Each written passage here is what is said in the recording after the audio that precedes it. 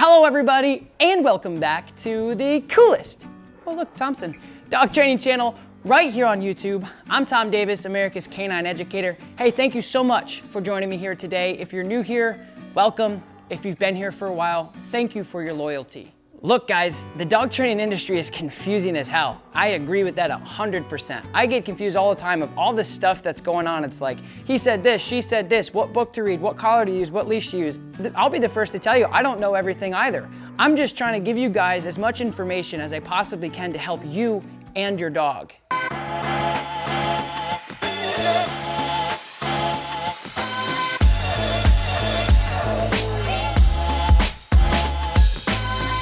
And with that being said, as a dog trainer or even a dog owner, just realize that you have to do what feels right for you and your dog.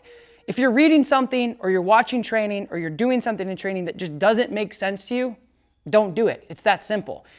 Now moving forward from that, I have recently had an epiphany of like, holy crap, this information, like I said in the beginning of the video, is like, boom. So I want to talk about it. We're going to dive right into it.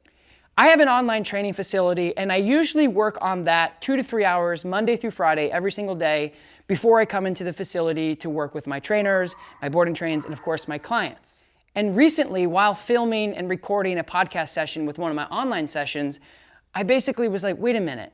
So this girl was having a problem with her dog and she was really conflicted on her dog barking at people at the door. All right, really quick guys, before we continue this video, do me a solid. Like this video, and I want you to leave a comment down below right now, pause the video, and let me know what kind of dog you have. Doesn't have to be purebred. What kind of mix do you have? Do me a solid. Subscribe to my YouTube channel. Turn on your notification bell so you don't miss away any of the giveaways that we do on here. I give away bundle packs of the No Bad Dog merch, stuff like this. So do that right now and I'll wait. Okay, thank you guys so much. I appreciate it.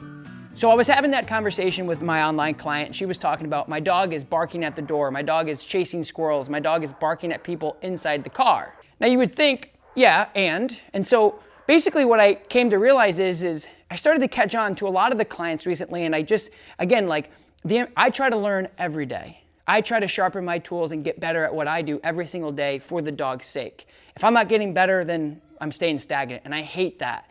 So for me, when I started gathering this information over the last couple of weeks, I think just maturity and experience, I started to look at things through a different lens and realize certain scenarios, and I'm able to then distribute it in a different way I never have before. She's like, well, how is the training, the training isn't working. I'm very frustrated with the training. And this is something everybody deals with, every dog owner, every trainer.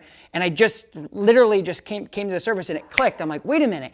You actually think that your dog is supposed to act this way all the time. Your dog is actually supposed to act trained all the time. Your dog is supposed to walk very nicely on a leash all the time. Your dog is not supposed to get excited when you come in the door. Your dog is not supposed to bark at things they feel like they need to bark at. Hold the phone. Let me just help you out right now and get away a lot of that frustration that you're having with your dog. Dogs are not robots.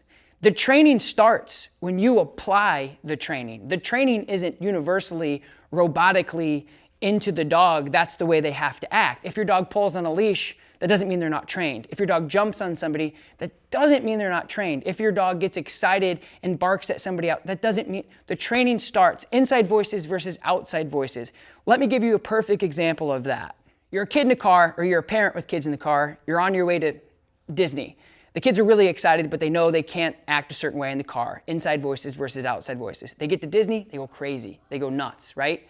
Inside voices versus outside voices. We know that you want to act this way during this time, and that's okay. You're a kid. Hey, guess what? You're a dog. You're allowed to bark. You're allowed to pull. You're allowed to get excited. You're allowed to whatever. It doesn't, you know what I mean? That's my point is, it just kind of came to me that a lot of my clients recently, and probably for the last couple of years, have been like, oh, my dog is still doing this and still doing that. And that's not training. That has nothing to do with your dog getting excited because your significant other, your kids, your family member came over. Doesn't mean your dog isn't trained. That's innate, that's primal. You're never gonna take that away from them. You're never gonna tell a fish not to swim. Your golden retriever is at the door and dad comes home and they get excited. Oh, why do they get so excited? We've been through training, we've done this, That's not training. The training starts when you then try to apply your training to that certain scenario or behavioral situation. And I'm here to tell you and end a lot of the frustration you're having. It's when you say, okay, buddy, hold my hand across the parking lot with your kids. It's when you say, okay, you're in Disney World, do whatever the heck you want, go crazy, eat candy, I don't care. But when we come home, you gotta listen to me. You gotta hold my hand. You gotta pay attention. You gotta go to bed on time. You gotta wake up for school, etc. That's the same thing as a dog. Like if they're pulling on the leash, like my dogs go, if I wanna walk my dogs, and they want to go out for a walk, and they've been in their crates because I've had a crazy day with meetings and whatever, and I let them out, I'm going to let them pull me all the way and then all the way back. That's not training. That's not, my dogs aren't trained. And when people are looking at me like, wow, those dogs are crazy pulling, and I'm like, no. The training starts when I go, hey, heel, let's go. And they, boom, and they get right into place and they walk beautifully loose leash no matter how long I want them to walk. And that's where the training starts. So if your dog is barking at the door, your dog is pulling on the leash, your dog is still doing some of these behaviors, you're not training to take that away. You're not training for those to never exist anymore. That's unrealistic and unfair, and ultimately going to create a lot of frustration in your relationship with your dog. And for an example, if we did a board and train with your dog, and we spent 2 weeks on regular basic obedience, and you walked out that door and you didn't say break or heel or anything to tell the dog, this is what I want you to do, and they pulled you, it has no infliction on us, it has no infliction on the dog. It just means that you didn't prepare the dog or tell the dog what you want them to do. They know what to do, they know how to act, they know what you want them to do, you just didn't apply it. So because your dog is doing these things does not mean that they're not trained. So anyway, guys, stop being so hard on yourselves, being so hard on your dogs, making sure that you're able to tell your dog what they can and can't do and that they listen to that. If your dog gets on the couch, you tell them to get off and they get off, great.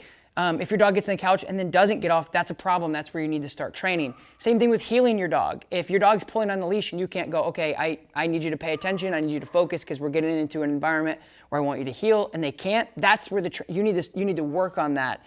But just because a dog is doing these things does not mean they're not trained, and stop being so frustrated with that. You're not going to take that away. You just need to be able to apply certain rules and structure, just like kids. Like, be a kid. I don't want to decompress you of being excited and running outside in recess and playing kickball and being afraid to yell because I told you couldn't yell inside. It has nothing to do with that. It's like, I need to tell you what you can and can't do, and you need to listen to me because it's going to make our life less frustrating. But more importantly, it's going to keep you safe, both mentally and of course physically. And so my point is, guys, there's a lot of stuff going on in the dog training world. Who's right, who's wrong, blah, blah, blah, blah, blah. Do what works for you guys. Don't be so hard on yourselves. Dogs are not robots. They're not computers. Remember that. Train when you can train, making sure that you're applying your training in the scenarios that you need and not trying to decompress your dog to be like a perfect dog all the time, to make sure that the dog understands clearly what you want and that you can apply it when you need it. It doesn't apply all the time. Dogs are not computers. We cannot program a certain way within reason. So anyway, guys, don't be frustrated with it. I know it's a confusing place for a dog owner and dog trainers or anybody that just wants information. Just remember that if you want to train a certain way, that's completely fine. Everybody has their right to train certain ways. I respect everybody's opinion. I respect everybody's ability to train dogs in different ways. That's totally cool. And dog owners and people out there on the internet worlds, just remember that do what works for you. Just because somebody's doing something differently than what you're doing or they don't believe, that's okay. The dog world is one of those things that we're so emotional about, mainly because we love our dogs so much.